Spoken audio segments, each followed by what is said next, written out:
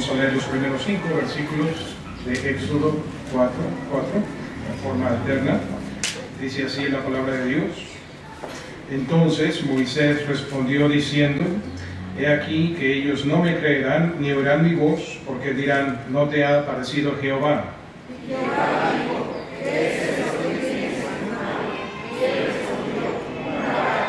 Él le dijo: échala en tierra, y la echó en tierra, y se hizo una culebra, y Moisés huía de ella. Entonces dijo Jehová a Moisés: extiende tu mano y tómala por la cola. Y él extendió su mano y la tomó, y se volvió a la mano. ¿Juntos? Por esto creerán que se te ha aparecido Jehová, el Dios de tus padres, el Dios de Abraham, el Dios de Isaac, y el Dios de Jacob. Mira cómo el Señor da seguridad de su presencia y la manifestación de que Dios iría con Moisés cuando él se presentara delante del pueblo. Y en este caso la manifestación iba a ser a través de la vara de Moisés. Vamos a orar. Padre, ayúdanos, Señor, en esta tarde, en esta mañana todavía, Señor, a quitar de nuestra mente todo lo que nos impida enfocarnos en ti, Señor, poner nuestros ojos, nuestra atención bajo la dirección del Espíritu Santo, Señor, donde tú quieres que estemos, Padre. Hay una obra que tú quieres hacer en medio de nosotros. Padre, a veces puede darse que alguien vaya a la iglesia porque es domingo, por llenar el horario. Pero, Señor, tú tienes un propósito mucho más grande que llenar un horario, Señor. Quieres dirigir vidas, quieres manifestarte, quieres hacer una gran obra en cada uno aquí presente. Padre, ayúdanos a aprovechar bien el tiempo que tú nos das. Hoy estamos vivos, hay 3 en medio de nosotros por quienes hemos orado, que si bien comenzaron el año nuevo igual que nosotros, ya no están aquí, ya están en tu presencia. Pero, Señor, tú nos concedes a nosotros amanecer un nuevo 19 de enero. Y Padre, ayúdanos a entender que estamos aquí con un propósito. Guíanos, Padre, llénanos con tu Espíritu. Señor, lo pedimos en el nombre de Cristo Jesús. Amén. Pueden tomar asiento. Hay cosas pequeñas en la palabra de Dios que pudieran parecer del todo menospreciables, como el hecho de que, mira, Moisés vio una zarza, un arbolito ardiendo, y pues tal vez en el desierto no sería algo que pudiera llamar mucho la atención.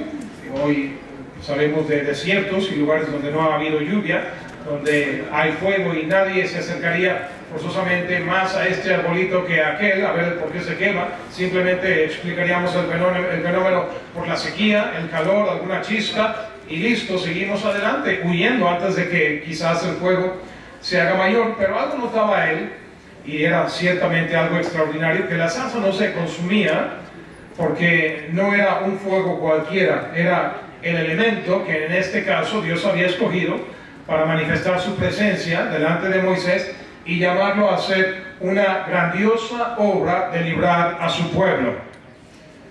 Qué importante es el liderazgo de una nación, cuántos recursos se invierten en campañas, por ejemplo, y cuánta gente deja trabajos e invierten en el candidato por la posibilidad de que podamos ganar, y muchas veces hay quienes lo pierden todo, pero consideran haber valido la pena la inversión. Pues el Señor está en el asunto no de la política, pero sí de librar naciones y traer una libertad verdadera, el romper cadenas de pecado, cadenas de condenación. Y este pueblo de Israel había clamado por largo tiempo, unos 400 años estuvieron ellos en esclavitud, y clamaron a Dios, y finalmente viene la respuesta de Dios en forma de esta aparición que él hace delante de Moisés en esta zarza ardiendo, y le explica a Moisés cuál es el propósito de la vida de Moisés. Nota que Moisés ya tiene 80 años cuando Dios se le aparece. Puede ser que aquí en la iglesia tenemos a algunos de 80 años de edad, algunos más, muchos en menos. Y el punto ahí es que no importa cuántos años tengas, nunca es demasiado tarde para encontrar la voluntad de Dios para tu vida. Hay gente que pensaría: ya Dios acabó conmigo, ya no hay nada que hacer, solamente que me lleve. Y Dios no te va a llevar hasta que no haya acabado contigo. ni un instante antes. Por supuesto, Moisés es muy parecido a nosotros en que él se niega a hacer la voluntad de Dios, y no es para menos. Imagínate llevar el liderazgo de toda una nación. Que yo sepa, aquí no sé de nadie que tenga en este momento aquí presente un puesto político en la ciudad, en el estado, pero imagínate que de donde tú te encuentras, el Señor te diga, vas a ser el líder de la nación el día de mañana. ¿Cuál sería tu respuesta? Yo creo que yo sería muy parecido a Moisés. Señor, hay unos que tienen experiencia, hay unos que han sido alcaldes, gobernadores, diputados, senadores, tal vez miembros del gabinete que conocen mucho más el teje y maneje de liderar una nación. No me pongas a mí. Hay gente más capaz. Podemos entender la respuesta de Moisés resistiéndose al llamado de Dios de liderar este pueblo. El Señor yo creo que también lo entiende, y por eso le hace manifestaciones milagrosas, extraordinarias, sobrenaturales, para persuadir a Moisés que Dios estará con él, que no hay nada que temer. Ahora, si tú tuvieras con Dios un argumento a la manera de Moisés con él, y Dios te convenciera a ti que vas a ser vencedor, que no importa los enemigos o las batallas que enfrenten, tú las vas a ganar porque Él va contigo. ¿Cambiaría eso tu perspectiva para hacer la voluntad de Dios? Me atrevo a pensar que todavía aún así habría algunos de nosotros que nos resistiríamos, porque eso es lo que hace Moisés al punto de hacer enojar a Dios. Mira ahí en el versículo 14. Dice, entonces Jehová se enojó contra Moisés. ¿Por qué razón? Porque Moisés sigue resistiendo a hacer la voluntad de Dios.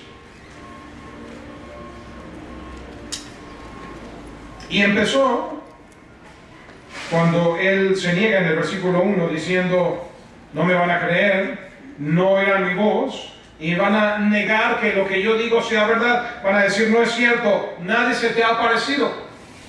El Señor opta por darle una respuesta con la pregunta, ¿qué es eso que tienes en tu mano? Y él dice, una vara. Pues él no piensa nada del instrumento que él usa para su trabajo. Dime una cosa, ¿tú estás aquí por accidente? Considera cuántos bebés no llegan a nacer y mueren por millones. ¿Y por qué ellos mueren y tú y yo vivimos? Si no es por la pura gracia de Dios. Y para un propósito, además. ¿Y cuántas obras aquellos niños muertos en aborto pudieran haber realizado para honra y gloria de Dios? Obras que nunca, por siempre, jamás serán hechas. El propósito de Dios queda cancelado para esas vidas porque alguien mató a esos niños, o los propósitos de Dios siguen adelante y quizás sigan adelante para ser realizados a través de ti, de tu vida, de tu persona y la mía. Me maravillo de cuántas pequeñas cosas como una vara, cuántas pequeñas labores, como por ejemplo el anuncio que daba hace un momentito, que le garantizo, y ojalá me equivoque, pero vamos a ver de aquí a unos meses, le garantizo que la mayoría vamos a ignorar y no vamos a hacer absolutamente nada acerca del proyecto que propone el hermano Eduardo Ibarra, que por cierto lo hemos hablado, y yo les he comentado, más gente que se involucre, y hay algunos que no lo van a hacer porque no tienen el medio, el recurso, el instrumento. Y aquí está un anuncio de que a lo mejor tú sí tienes el medio, pero no tienes manera de hacer, de tú mismo darle tiempo para aprender un instrumento, o no tienes la familia que enviar para que ellos aprendan. Y pensamos que es una cosa muy ínfima, muy poca, y la verdad es que no lo es. A veces es a través de un instrumento que vidas son transformadas. A veces a través de una Biblia en la mano de una persona que una vida es transformada. A veces a través de un tratado en la mano de una persona o tirado en el suelo que una vida es transformada. Pero no alcanzamos a medir la magnitud de las pequeñas cosas cuando las pequeñas cosas operan en los propósitos y en la voluntad de Dios. Y así está Moisés en esa situación. Menos mal que Dios no se da por vencido, de nosotros a la primera, porque bien pudiera en su enojo haber matado a Moisés, ¿sí o no? Pero es bueno y misericordioso. Por eso es que aun cuando cantamos, ¿se acuerdan cuál fue el primer canto que cantamos al comenzar el servicio? ¿Cuál fue? Maravillosa gracia. Algunos no estuvieron aquí para cantarlos, algunos lo cantamos como si nada, pero ¿qué sería de nosotros sin la maravillosa gracia de Dios? Es lo que cambia toda nuestra vida. El Señor ya le había dicho, sí te van a oír. Y finalmente Moisés accede al plan de Dios. Usó esa vara para enseñarlo a confiar en Él. No bastó con el llamado de Dios, tuvo que el Señor ir más allá en persuasión, en ánimo, como un padre hace con un niño chiquito. Ándale, hijo, anímate, no te va a pasar nada, yo te cuido. Si caes, yo estoy aquí para abrazarte, para cacharte, para que no golpees, para que no te raspes. El Señor lo instruye y le muestra su poder y le hace ver que Dios estará con él a cada paso del camino. Ciertamente será un gran reto. ¿Qué tanto del reto se imaginaba Moisés? ¿Será que le daba miedo enfrentar a Faraón? Quizás. ¿Será que le daba miedo los millones que había de liderar? ¿Será que le daba miedo su inhabilidad, su incapacidad, su problema del habla? Y siendo ya viejo, ¿cuánto va a llevar este pueblo? Pero el Señor le garantizó cómo el Señor iría con él a través de lo que había en la mano de Moisés. Y el Señor tiene el mismo propósito, la misma visión para ti y para mí, porque siempre lo ha hecho de esa misma manera con todos. Nunca ha buscado Él los grandes ejércitos, nunca ha buscado los grandes capitales, nunca ha buscado las grandes empresas o recursos para hacer su obra. Por el contrario, dice la palabra de Dios, le leo de 1 Corintios capítulo 1, que dice así, en el versículo 25, porque lo insensato, ¿alguna vez alguien te ha llamado algún nombre despectivo, menospreciativo? Y eso, lo insensato de Dios es más sabio que los hombres, y lo débil de Dios es más fuerte que los hombres. Pues mirad, hermanos, vuestra vocación, mira tu llamado, mira para qué estás aquí, mira esa vida que se llama tu vida, tu nombre, tu persona, tu apellido, tu profesión, tus recursos. Dios tiene un propósito para todo eso en conjunto. Dice, date cuenta cómo no eres mucho, ni eres muy sabio, según la carne, ni muchos poderosos, ni muchos nobles, sino que lo necio del mundo escogió Dios para avergonzar a los sabios, y lo débil del mundo escogió Dios para avergonzar a lo fuerte, y lo vil del mundo y lo menospreciado escogió Dios, y lo que no es, para deshacer lo que es. Nota a quién escogía el Señor siempre para hacer su obra. No era la gente más notable, y la gente más notable es la que muchas veces resistía el plan de Dios. Había un pastorcito llamado David que vino a ser rey de Israel, y podemos decir, bueno, Dios usó al rey David, pero no lo usó siendo rey, lo usó siendo un muchachito en alguna forma insignificante, tan insignificante que cuando lo vemos llegando allí a llevar unos quesos y unos panes a sus hermanos, donde su padre Isaí lo mandó cuando estaban al frente de la batalla que no se libraba, nada más era puro mero hablar de Goliat, desafiando al ejército de Israel. Y David, siendo pastorcito de ovejas, dice, yo lo voy a derrotar. Probablemente algunos se burlarían de ese muchacho por no ser soldado, por no ser tan fornido y musculoso y tan entrenado como todos los demás. El más alto entre todos ellos era el mismo rey Saúl, que sobrepasaba a todos los demás de los hombros para arriba. Y él da testimonio de Dios como el león o el oso. Él ha vencido cuando llegan por las ovejas del rebaño de su padre, y cómo él los ha vencido. Y bueno, probablemente los israelitas pensando, pues estamos en una batalla, la gente va a morir en una forma u otra, mejor que muera este muchachito débil, que lo mandemos a él delante de todos. Finalmente, a ver qué hace, a ver si lo que dice es verdad, a ver si Dios hace a través de él, pero si lo mata, tenemos la actitud por lo menos de que mató al más débil de nosotros y no dar la impresión de que mató al más fuerte y por lo tanto somos pan comido delante de los filisteos. Así que optan por darle la espada y la armadura de Saúl. Y no era lo que Dios buscaba. No buscaba el más grande, no buscaba el más fornido, no buscaba el más entrenado, no buscaba el mejor equipado, no buscaba el mejor armamento de guerra. Buscaba otra vez lo que ya tenía David. ¿Qué tenía David?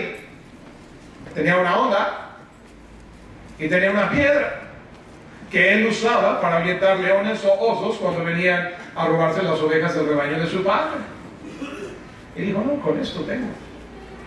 Y te das cuenta, hermano, otra vez, cómo Dios es siempre usando lo vil del mundo, lo menospreciado.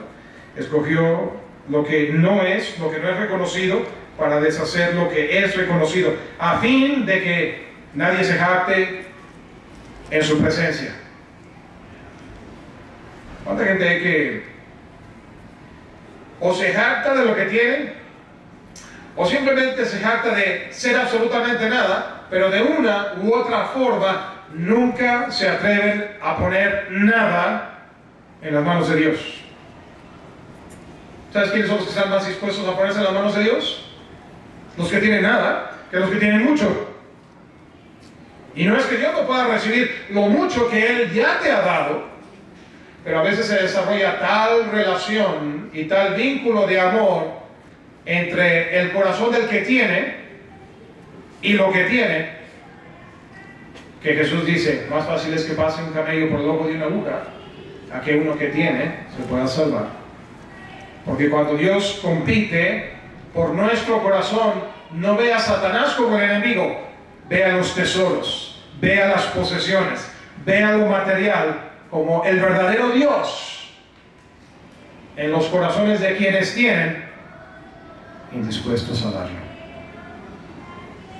Por eso es que el que no tiene nada, pues dice, no tengo nada que perder. Y más dispuesto a dar. Qué triste narrativa que el que tiene mucho, de palabra, a veces dice, Dios me lo dio. Pero digo de palabra porque si de corazón sintiera que Dios se lo dio, no tendría ningún reparo en rendírselo nuevamente al Señor, como buenos administradores de la multiforme gracia de Dios. Y cuando nos congelamos en no hacer lo que debemos hacer, por temor o por falta de fe o por lo que sea, hacemos de Dios un mentiroso. Y es por eso que Dios se enoja con nosotros. Dime, si pudieras medir el termómetro de la actitud de Dios para contigo, ¿cómo se encuentra más? ¿Se encuentra gozoso de ti? ¿O se encuentra más hacia el camino que se encontraba en aquellos momentos con Moisés? Moisés finalmente lo rindió todo. Y le fue bien a Moisés. Y Moisés, posteriormente a su negativa, no hizo nada de lo... Bueno, sí tuvo algunos momentos de rebeldía, pero mayormente fue obediente. Fue en las ocasiones de rebeldía de lo único que jamás tendría que arrepentirse. Pero nunca nadie tiene de qué arrepentirse cuando rinde todo lo que tiene en las manos de Dios. Así que Dios vuelve a preguntar, ¿quién eres y qué tienes a tu disposición? A cada uno se le formula la misma pregunta. ¿Tú tienes casa? ¿Tienes trabajo? ¿Tienes negocio? ¿Tienes profesión? ¿Tienes hijos? ¿Tienes posesiones? ¿Sí o no? No se lo voy a quitar, hermano. No se lo voy a quitar, no tengas miedo. Yo no voy a decir nada porque ya sabes cómo son los pastores, ¿verdad? Lo quieren todo. No es el pastor, el Señor lo quiere. Y de todas maneras guardamos silencio para que el Señor no se dé cuenta que tenemos. Tenemos y tenemos demasiado. La pregunta es, eso que tú tienes y eso que guardamos en perfecto silencio, ¿está rendido al Señor? Porque no importa dónde lo tengas guardado, del Señor no está escondido.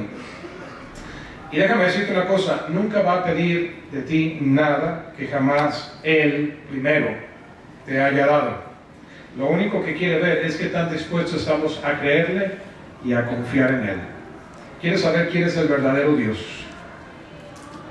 Y Dios no se atrevería nunca, dime hermano, a pedirnos el todo por el todo de lo que Él nos lo ha dado, ¿verdad que no? Un día te va a pedir la vida misma.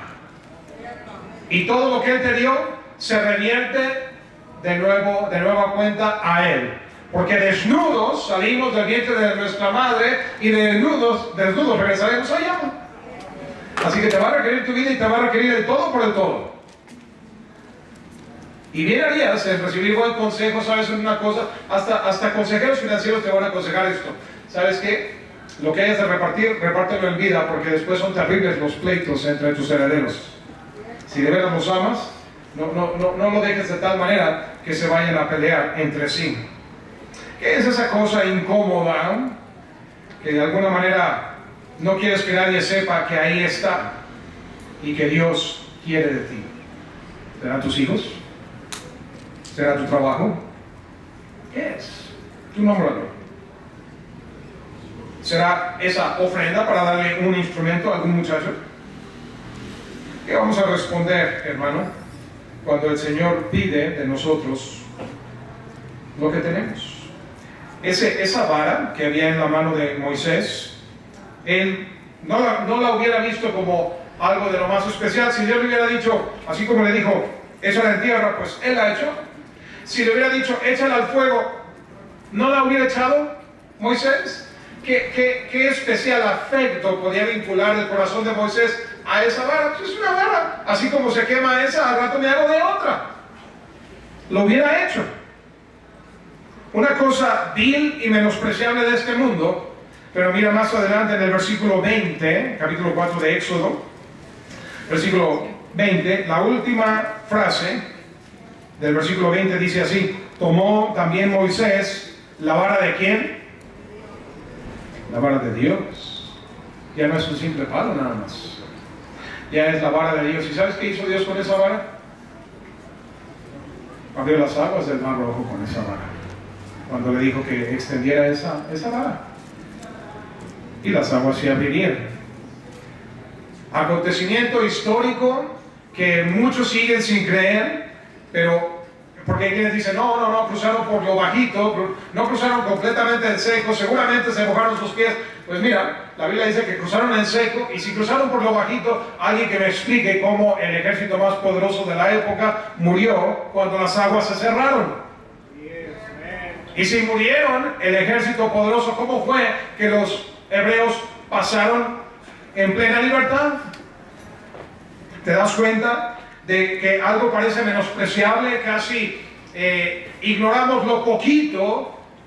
Hay pequeñas tareas que a veces están enfrente de nosotros que podemos hacer y simple y sencillamente no las vamos a hacer. Por actitud, porque no me toca, porque le toca a alguien más, porque no hay derecho, por el motivo y justificación que sea. Hay tareas que parecen pequeñas, que cualquiera pudiera hacer, pero nadie la hace. Y no te das cuenta lo que a veces está de por medio, el decirle sí a Dios, sí lo voy a hacer.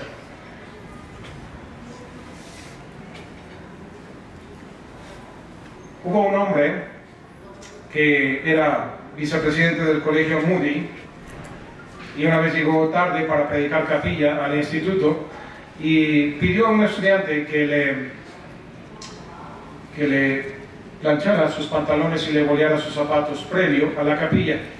Y el estudiante a quien le pidió le dijo, ¿qué cree que soy su criado? Yo no estoy aquí para eso, plánchelos y boléelos usted.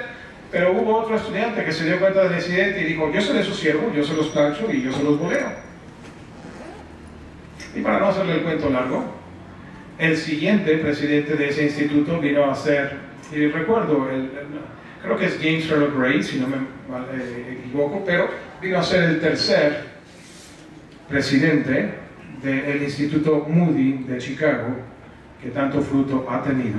Una pequeña tarea, algo insignificante, pero marcó la vida de ese muchacho Y mira, cuando Dios ve que alguien está dispuesto a servir, yo no sé tú, hermano, si yo veo a alguien que no quiere hacer una tarea, la verdad es que no lo vuelvo a molestar. Y de nuestra mente sale, ¿no hará lo mismo Dios con nosotros? Cuando ve que no estamos dispuestos a servir, ¿sabes qué? No estoy aquí para molestar gente. Pero si alguien quiere servir, voy a invertir en esa persona y hacer algo grande de uno que tiene corazón de siervo. Y lo ves una y otra vez. Son pequeñas las tareas, aparentemente. Una vara aquí, esa misma vara fue la que dio agua de una peña cuando Moisés golpeó la roca, cuando el pueblo de Israel andaba por el desierto, golpeándolo con la vara.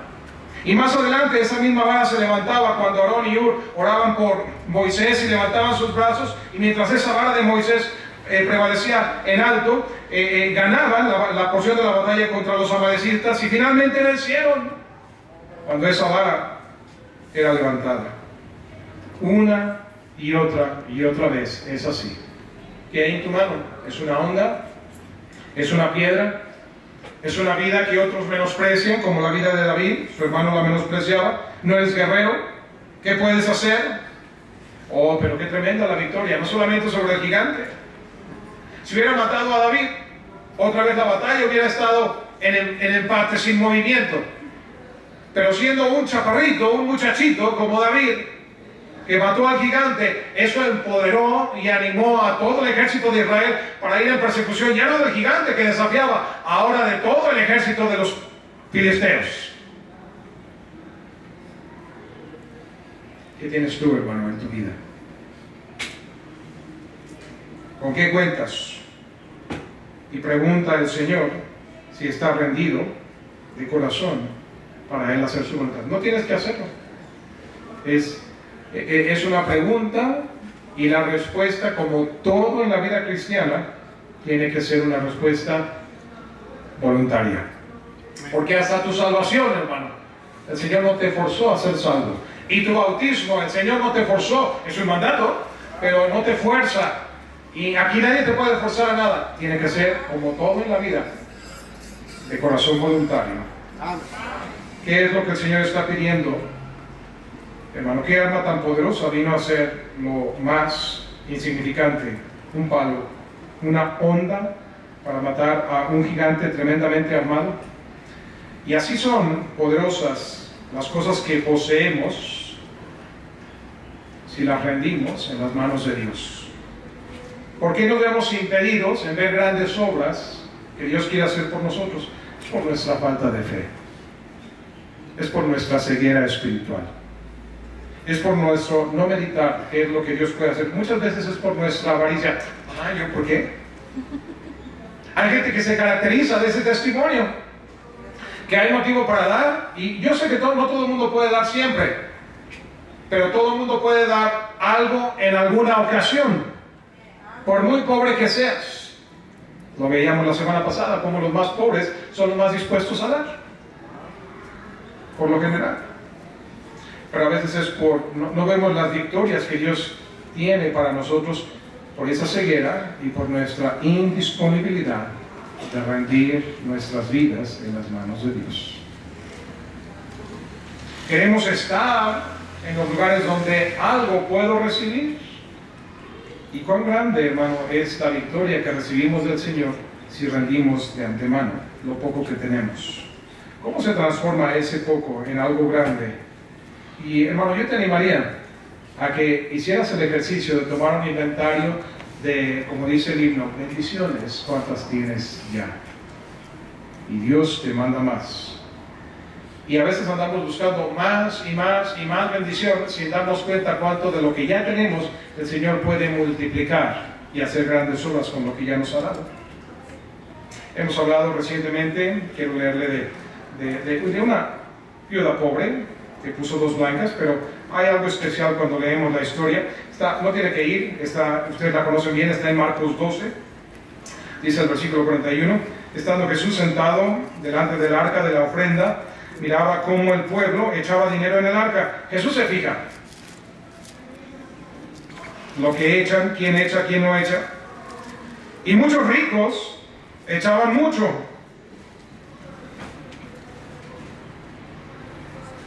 Y vino una viuda pobre y echó 2 blancas, o sea, un cuadrante. Entonces, llamando a sus discípulos, les dijo, puedes imaginar el cuadro, la gente en el ir y venir del templo, en los tesoros, pues la gente va y viene, se oye el poner de las monedas, Jesús está ahí sentado, atento, no está predicando en este momento, no está orando en este momento, está ahí relajándose, mirando el dar de la gente. Tiene tiempo para ver Jesús. Y notó lo que pasó y luego les llama a los discípulos y quiere hacerles un comentario. Y el comentario de Jesús dice así: de cierto os digo que esta viuda pobre echó más que todos los que han echado en el arca.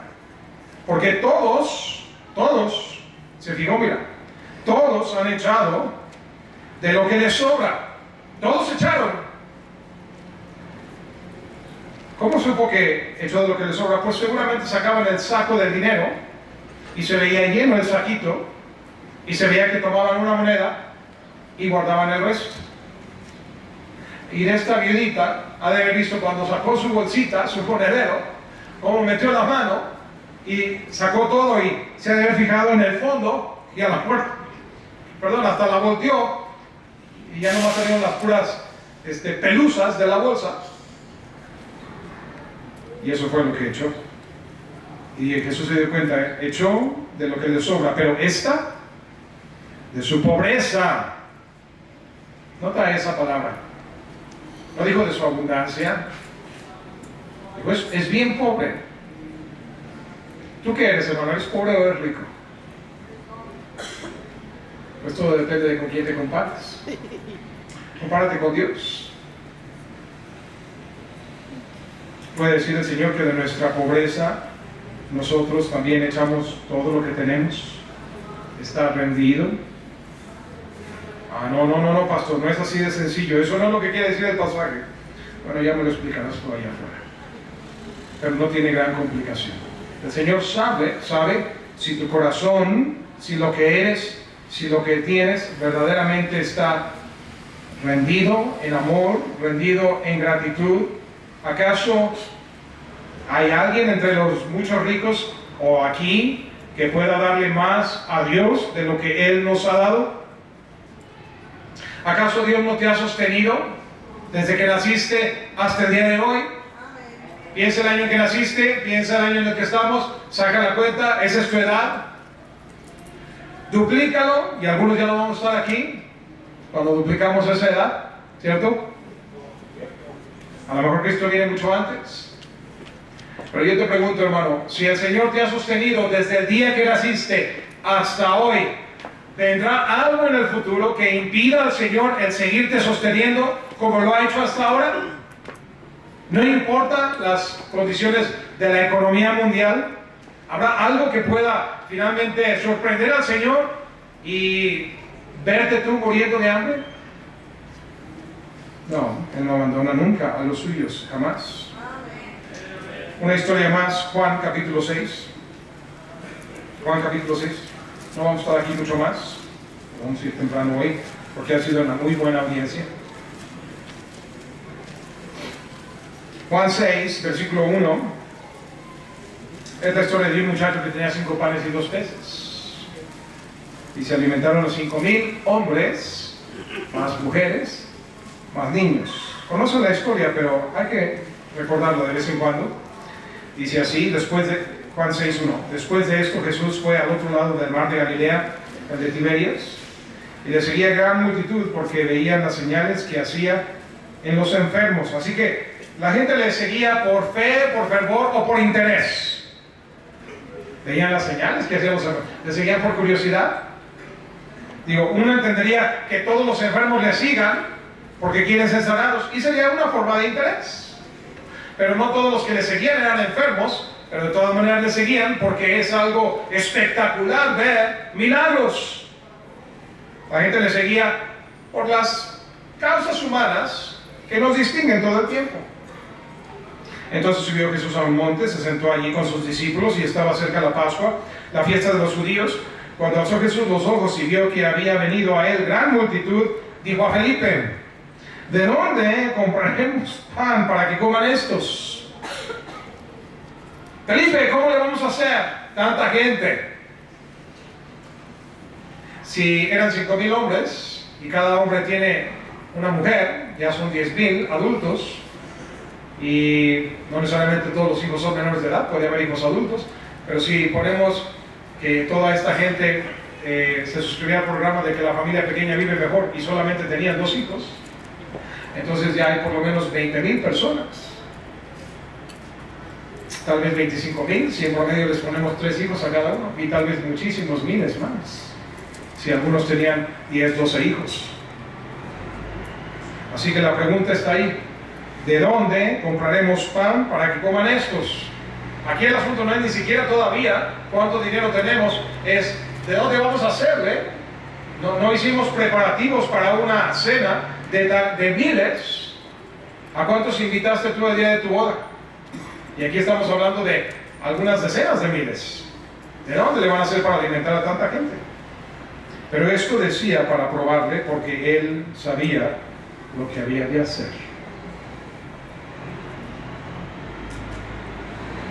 Parece algo tan cotidiano el que Jesús vaya, predique, la gente le sigue, pero a la hora de la hora, cuando se trata de enfrentar la logística, de mover estas multitudes, uno de los pequeños grandes detalles es de dónde los vamos a alimentar, otra es dónde los vamos a hospedar, etcétera, etcétera, todos los problemas. Jesús ya lo tiene todo figurado. Felipe le responde: 200 denarios de pan. A lo mejor se acercó con Judas, que debe tener la bolsa de dinero. Yo no sé si ya llevaba él la contabilidad. 200 denarios de pan no bastarían para que cada uno de ellos tomase un poco. Son miles y miles. Un denario es el salario de un día. Si un denario, vamos a decir que lo dividimos de tal manera que el salario de un día alcance para 10 personas, pues alcanzaría para 2,000, pero pues los puros hombres son 5,000. ¿De dónde vamos a comer? Otro de los discípulos, Andrés, hermano de Simón Pedro, le dijo: aquí está un muchacho que tiene 5 panes de cebada y 2 pececillos. Mas, ¿qué es esto para tantos? Haciendo la aritmética, ¿verdad? Entonces Jesús le dijo: hacer recostar la gente. Había mucha hierba en aquel lugar y se recostaron como el número de 5,000 varones. Tomó Jesús aquellos panes, habiendo dado gracias, los repartió entre los discípulos, y los discípulos entre los que estaban recostados. Asimismo, de los peces, cuanto querían. Así como cuando fuimos al día de campo. Amén. Hubo quienes comieron cuanto quisieron. No voy a mencionar nombres para no avergonzar a nadie. Amén. Pero hasta sobró. Y cuando se hubieron saciado, dijo a sus discípulos: recoged los pedazos que sobraron, para que no se pierda nada. Recogieron pues y llenaron, ¿cuántas? 12 cestas de pedazos, que de los 5 panes de cebada sobraron a los que habían comido. ¿Qué es lo que el Señor está demostrando en todos y cada uno de estos ejemplos que le estoy dando? Él es el Todopoderoso. Él es aquel para el que nada le es imposible. Él es el que tiene respuestas a todos los problemas. Aquellos que nos sobrepasan. Felipe, 200 denarios. Andrés, 5 panes, 2 pececillos de este muchachito. ¿Cómo vamos a hacerle para repartirlos? El Señor lo tiene arreglado, figurado. Él tiene la respuesta. No importa cuán grande sea tu dilema o en el problema en que te halles. Lo único que necesita es eso poco que tú eres y ese poco que tú tienes, rendido en su mano para hacer el milagro de milagros. Sea abrir un mar, sea ganar una batalla, sea traer agua de la roca para alimentar a los millones que lideraban, sea alimentar a 5,000 más familia. ¿Por qué estamos afanados y preocupados? No es por otra razón que por nuestra ceguera espiritual. Y hermano, el mensaje ese es todo, así de sencillo. Ahí casi vamos a parar. no te pide nunca lo que no tienes. Te pide nada más lo que Él ya te dio, lo que tú ya eres. La pregunta es, ¿por qué no estamos dispuestos a dárselo? No importa cuán pequeño o insignificante lo que tú eres o tienes, si lo rindes a Dios, grandes son las obras que Él puede realizar. Cuando tú hospedas a alguien, cuando tú animas a alguien, cuando tú repartes un tratado, cuando tú tocas una puerta, una vez alguien tocó mi puerta, nunca sabes lo que va a resultar de esa una acción. Dices, bueno, lo he hecho muchas veces y nada ha pasado. No importa, síguelo haciendo. Llegará el día. Y piensa los grandes acontecimientos de tu vida, cómo depende de detallitos casi insignificantes. ¿Cómo fuiste salvo? ¿Cómo fueron las circunstancias que me llevaron a mí a vivir donde vino el pastor? Y tú puedes ir viendo, y vienen a ser elementos totalmente insignificantes, pero como Dios cambia vidas en una forma grande. Si nosotros pudiéramos entender estas cosas. Si nos fuera dado, y no nos es dado, pero si nos fuera dado el entender el fin desde el principio, no nos es dado, pero Él sí, Él es Dios, Él conoce el fin desde el principio. Y si le fuera dado a Él, de parte nuestra, que le creyéramos, que tuviéramos fe en Él, oh, cuán grandes serían las cosas, el fruto, las victorias y los resultados que Él podría hacer a través de simples vidas de hombres y mujeres tan comunes y corrientes como tú y como yo. No importa cuán grande o cuán impresionante sea el don, el talento, la posesión, el tesoro que tú puedas tener, si no es rendido al Señor, no servirá de mucho. Miren la historia, cuántos reinos, cuántos tesoros, cuánto poderío, cuántos grandes ejércitos han pasado sobre la faz de la tierra y vienen a ser nada, polvo, esqueletos. Pero cuántos son lo poquito y menospreciado, y cómo de ello Dios viene a hacer grandes obras. ¿Cuántas fortunas se han perdido en nada? Pensaba yo en la guerra de los 6 días. Israel atacó primero, toda la fuerza aérea de Egipto y otras naciones fueron decimadas. ¿Y cuánto dinero no valen unos aviones de guerra? ¿Cuántos tesoros no se han perdido? ¿Cuántos están hundidos en el fondo del mar? ¿Cuántos no han muerto tratando de defender esas cosas, perdiendo lo más valioso, la vida, por lo que perece en este mundo, por no tener la visión de lo que Él quiere hacer? Así que la pregunta simple y sencillamente en esta tarde es, ¿le rendirás al Señor lo que eres y lo que tienes? Haz un inventario. Y aquello donde no queremos ir mentalmente, donde como si pudiéramos esconderle a Dios lo que tenemos, lo que somos, lo que hay ahí guardado, lo que tal vez nadie más ni en tu familia sabe, en ese guardadito que tienes ahí, o qué sé yo, lo que tú le escondes al Señor, el Señor ya lo sabe. Ahí donde no quieres ir, ahí justamente es donde el Espíritu Santo te guía a poner el dedo en ese renglón. ¿Se lo rendirás a Él? El éxito o fracaso que tengas en esta vida depende de tu respuesta a esa pregunta. Padre, ayúdanos, Señor, en esta tarde